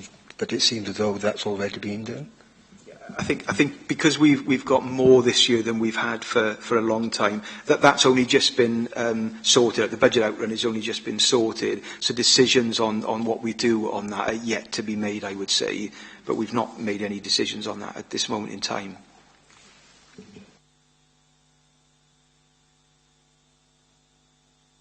Chairman, in 711, you state that a new system will be put in place by the end of the year. Can you confirm when this is likely to happen, and whether the new system will be able to respond to changing performance indicators requirements set by the Welsh Government? Certainly, if we purchase a new system, which is what we're intending to do, that will cover all when the Welsh Assembly change performance indicators, systems change with that. And certainly online applications and being able to interrogate systems online would be part of that new system. We haven't got it with our current system, but in terms of the performance indicators changing, we are currently discussing with our current provider whether there's any way that the system can be adapted for the changes that have been made for this year. It can be, apparently. We're a couple of builds behind. These updates have been sent through. We haven't put them in simply because we were hoping to have had a new system by now. So we are revisiting that because this has now come to light. Those changes need to be done fairly quickly. And so we're hoping, we've actually got a demonstration of it this Friday, we're hoping that that can be adapted so that we can meet the criteria, or at least get out of our system the criteria that WAG require. So you are confident it's going to happen? You know, you won't be sort of left behind if your system isn't updated? No, something has to happen, Yes, one way or the yeah. other. There's a couple of options, but yeah, I don't want to be falling down on that one. I think that people now expect that that information is online. Most other authorities have got it, and it's quite embarrassing not to have it in fact. So, you know, we're working very hard to try and make that happen, certainly. I'm quite satisfied, personally, that you've answered all the questions and covered all the areas that we were looking at today. Unless any members need to look, do you have any questions, any supplementary questions that you'd like to ask Richard?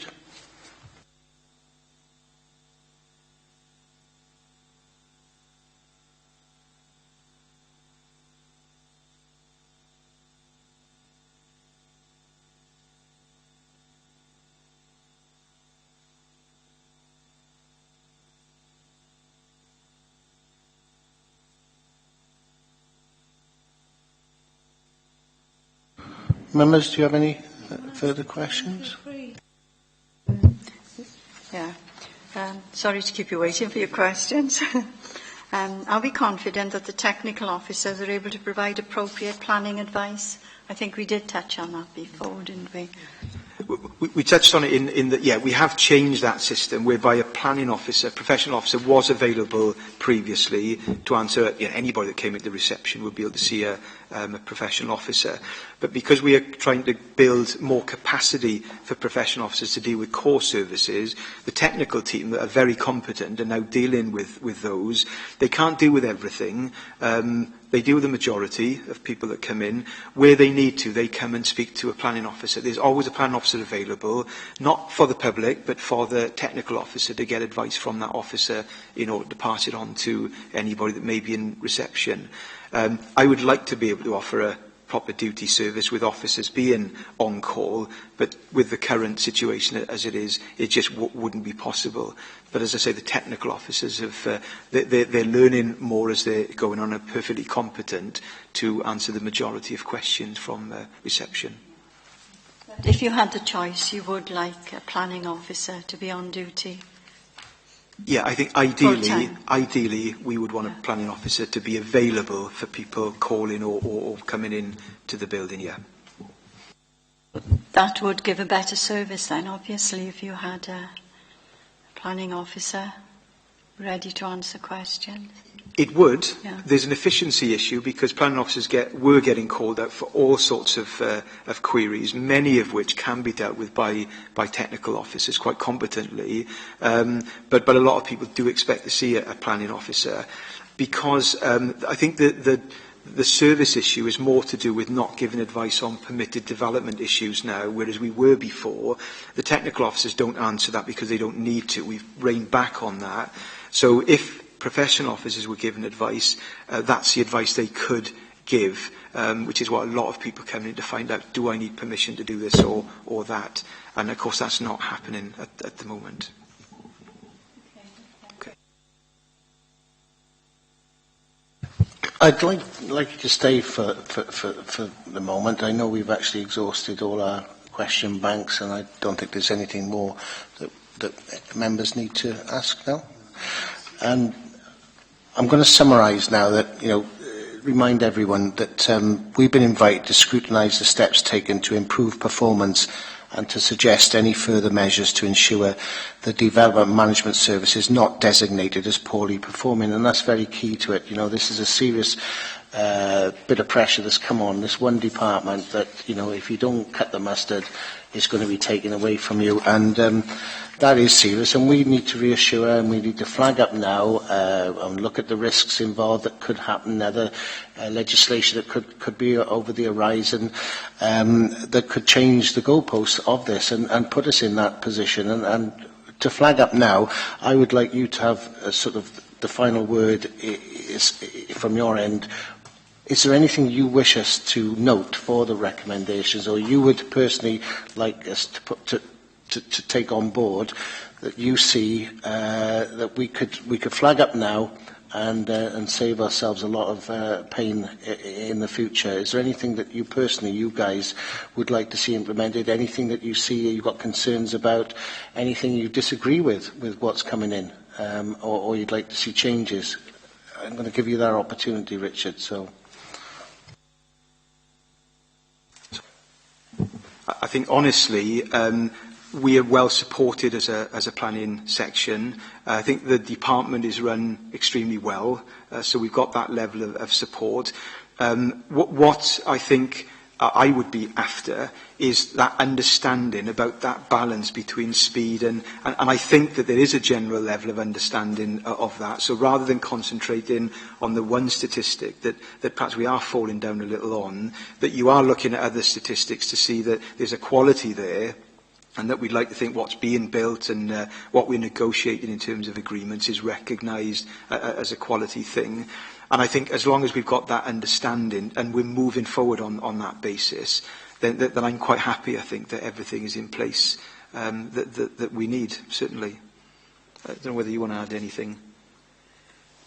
I think it's obviously imperative that we move forward to get the online system in place, and obviously we've still got a few hurdles to go through to meet that target of getting that in by the end of the year. So obviously we're undertaking demonstrations on Friday. However, we're not certain whether that will be successful in terms of showing us what we think is necessary to achieve it. So I think recognition of if support was available to move that forward if necessary. No, that's one thing that we definitely, from engaging with you today, that we will put down as a recommendation and try. But obviously we can't guarantee that you want the all singing, all dancing version that you're after, because costs go with that. But if there was some kind of suitable software that would expedite the process to some degree, to get you out of that danger zone. I appreciate that not every authority can be the top performing. It has to be an average, but I would like us to see and move forward and next set of results that show us somewhere near, if not exceeding, the Welsh average. And that's all we need to aim for right now, and then add on that. But if that software, if you feel that is such an important issue that it could move things along, then that'll certainly be one of our recommendations today, Richard. Can I just ask, your team did total 12 professional officers and 7 technical support. Now you've gone down to 8 professional officers and 4.5 technical support officers. Would you prefer those figures to be nearer what you used to have than what you've got now? I always prefer to have more staff, but recognise that we can't afford what we did that long ago. And obviously things have changed, because we did have some bumper years in the 2004, 5, 6, I recall, and we were desperate for more planning officers at that time. We were getting a lot of applications in. But that has tailed off. So you don't need the number that we had, certainly. So there's been a bit of a regulating process there. So it would always be nice to have more officers. I recognise you can't have that in the current climate.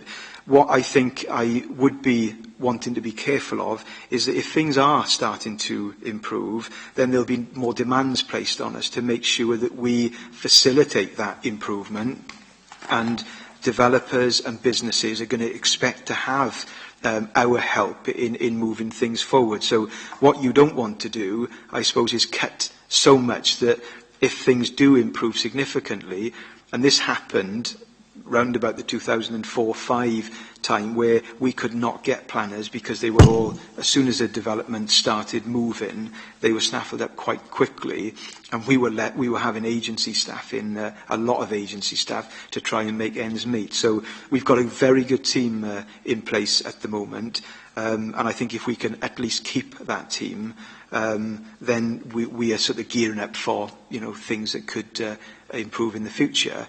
But it may well be that if things do improve and we get bigger income coming in, we can afford to very carefully think about possible recruitment in the future, possibly. Bearing in mind the reorganisations that are sort of around the corner, which we can't ignore. It's just that on the technical support officers, if like you got 4.5, now that's a strange number, as in either one's part-time because of the amount of work, or basically there's the difficulty of paying for them, if you like, and so if that 4.5 would you say the correct number for your team, or does it need to be rounded up? The 4.5 has resulted from two admin staff that were working part-time. So one worked at the beginning of the week, one worked at the end of the week. One went on voluntary redundancy, which left just the one person. It probably isn't quite adequate to provide a support service in the way that we would like, because it has gone down so much. However, because Duncan has taken over another department now, because our chief supervisor of admin has left, again on voluntary redundancy, there is an opportunity of looking at the admin system and reviewing it. So I think once the peer review for Duncan's department has been sorted and is done, we will be looking, I think, then to review the admin section and then try and work through some of those issues. So at the moment, I think we are managing, but when we look to review, we'll be looking at whether or not that resource can be increased at all. Because under the 4.5 is under the technical support officers and not admin, and so. Or are you putting admin in amongst the technical support officers?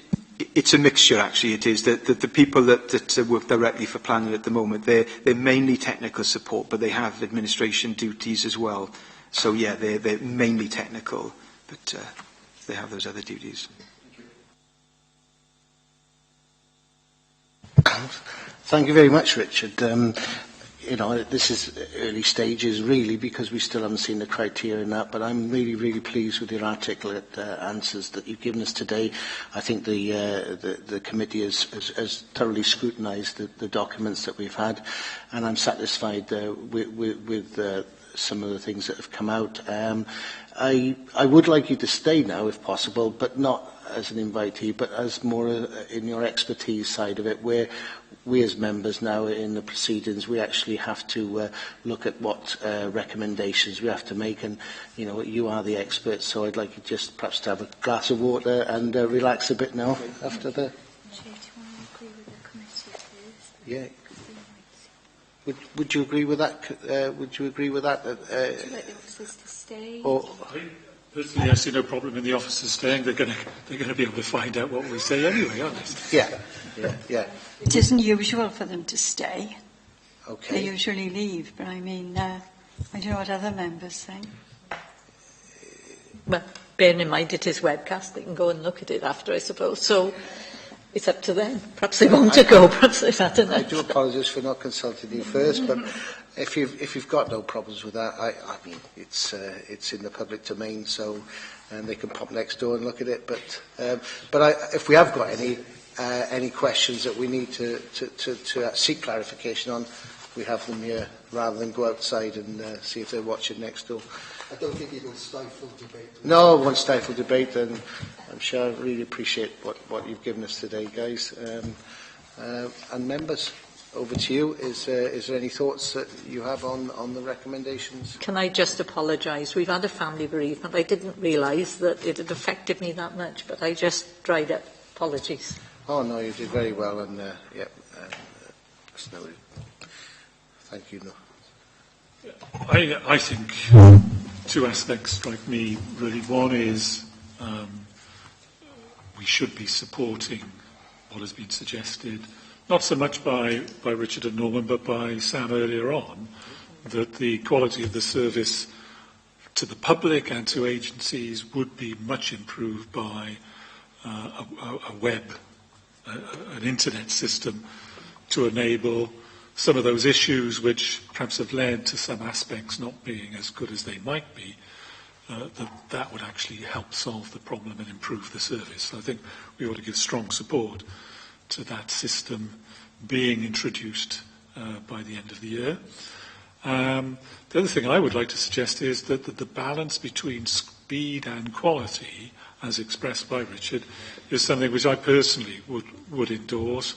I think there's a danger in trying to increase the speed to the point where, if you lose some of the quality, you actually will generate more appeals and a greater dissatisfaction on the part of applicants and agents.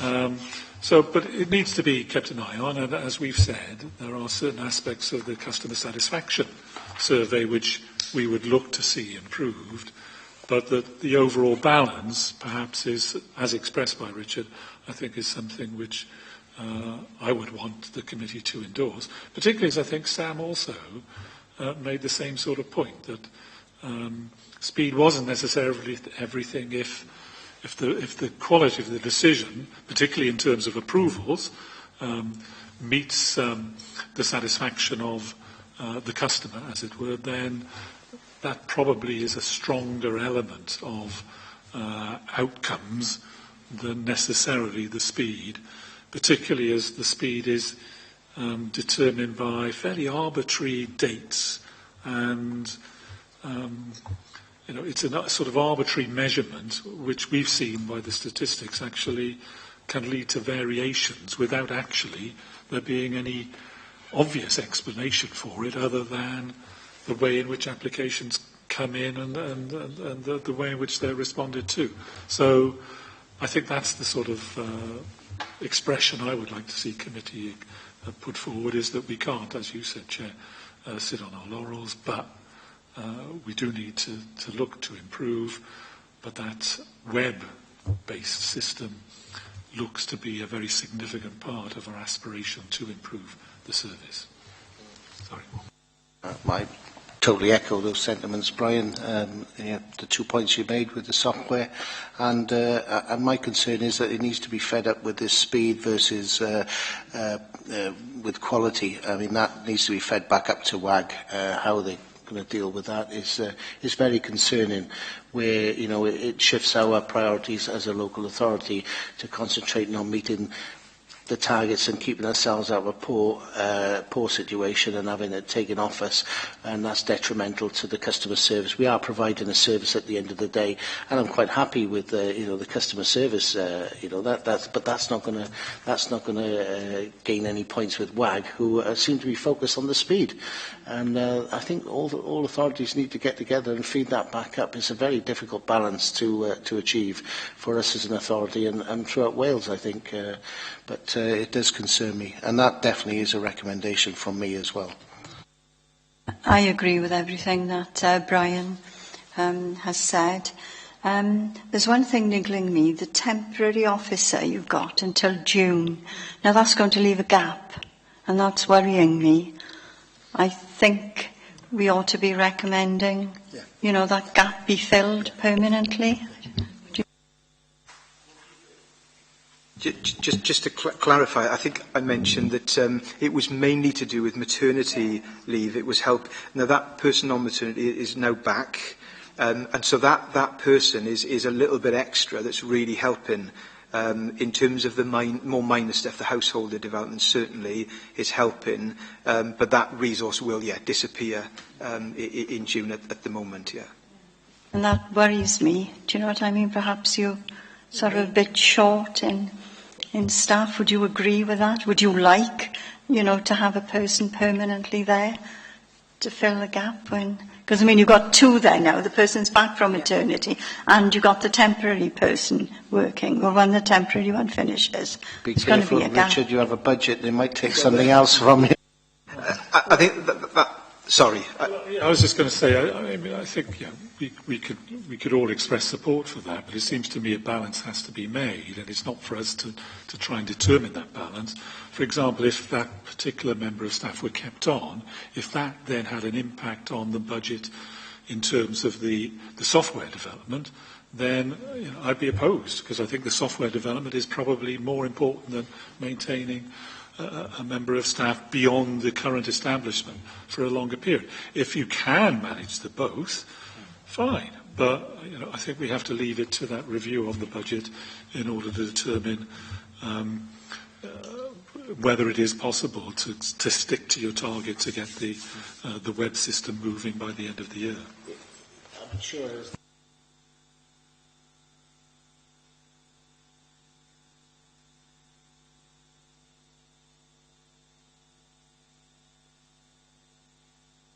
Is the finances been put into the budget for your department for this software? For the software, certainly there is money available there. It depends which option we take. You mentioned, I think we can't necessarily go with the all singing, all dancing, but we have provision for that ready for when we can, make a choice on it. I think there's an element of unknown as well. The fact that we don't know the criteria coming out of the Welsh Government as well. We don't know what impact that's going to have on the team as well, if you like. And so the fact that with the fees, if you like, there's an allocated or there's a certain amount of money which has got to be redistributed within the department as well. I think we've got to err on caution, knowing the fact that the department has already lost a third of its workforce as well, and I'm not sure when this money has got to be spent by, etc. But I think we've got to have a look at revisiting this topic again as soon as the Welsh Government has released its criteria, and the team is working to it, because we might find then that there needs to be additional workforces which would need to come into play. So we have two proposals which I agree with, and I think the committee agree with, was from Brian, which is the software and the managing this speed versus quality. From yourself, to sum it up. Yeah, and to sum it up, though I know there's a certain amount of money which has got to be redistributed, but I'm not sure whether that needs to be either held back or ring-fenced to be spent at a later time, once we know, what the criteria is coming from the Welsh Government, and basically whether your team can cope, because we don't want to be in a position to spend the money sooner, knowing that, we're going to be in a worse position, or the team is going to be in a worse position in a year's time. And so I'd be tempted to basically hold back. I don't know what the other members feel about that. I'm not sure I'm absolutely clear in that, but I think what we can do, which perhaps meets Norma's as well as Robert's concerns, is ask the executive member to review the resource allocation available to the department and the way in which it is used during the remainder of this financial year to try and ensure that we do have an improved service and meet Welsh Government requirements. I was going to encompass it within a proposal that I had, one of two, and the one is that the key performance indicators proposed by Welsh Government need to be kept under review and challenged appropriately at quarterly executive member review sessions, and included in that is the budgetary constraints that we have. Would you agree with that as a proposal?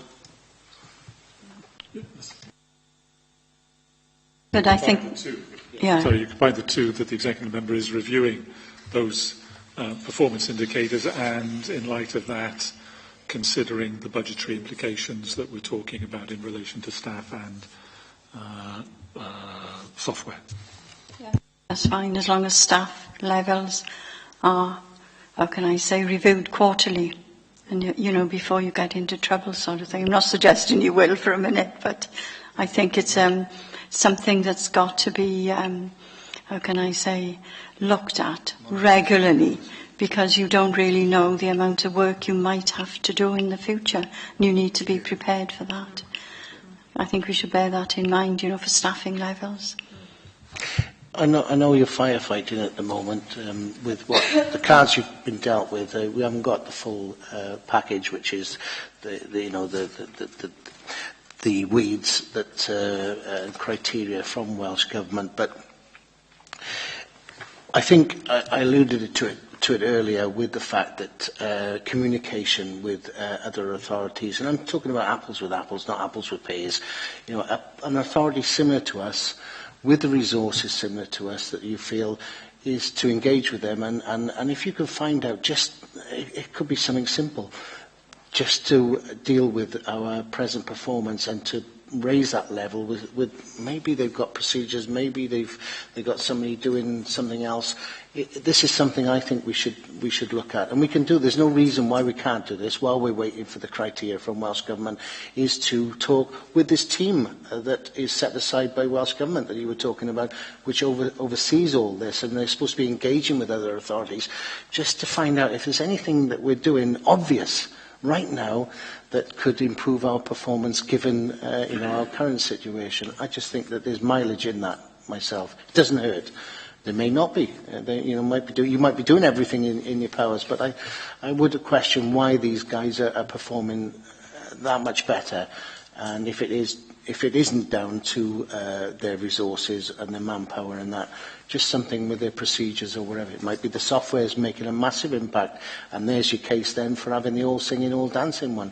But who knows until you ask, all right? Is there anything else from any other members? Nothing need to add? Well, I'm very, very pleased with the way things have gone today, and thank you very much for the input. It's been absolutely valuable, and appreciate the time. And thanks very much from the panel.